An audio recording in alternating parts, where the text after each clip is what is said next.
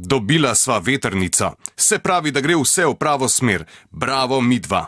Tako je Matjaž Zupanc, zdaj že nekdanji zaposleni v Hmezadu, februarja lani proslavljal dejstvo, da je njegovo podjetje zmagalo na razpisu za dobavo in postavitev prve državne vetrnice.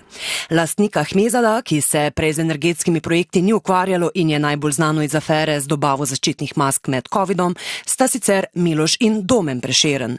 Obširna komunikacija kaže, da se je dogovor med predstavnikom izbranega dobavitelja Zupancem in vodjo projekta na Dravskih elektrarnah Ano Marijo Lavrič Mrgole sicer začel že mnogo prej. Še preden je bil decembra 2023 razpis sploh objavljen.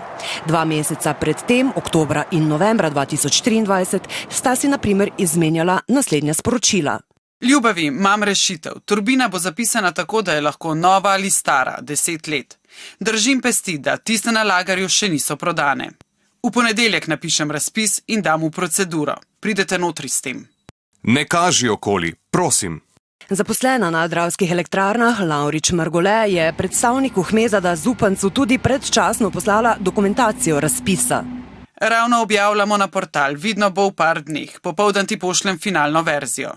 Najkasneje v petek bo objava. Imam že napisan mail, samo stisnem pošlji.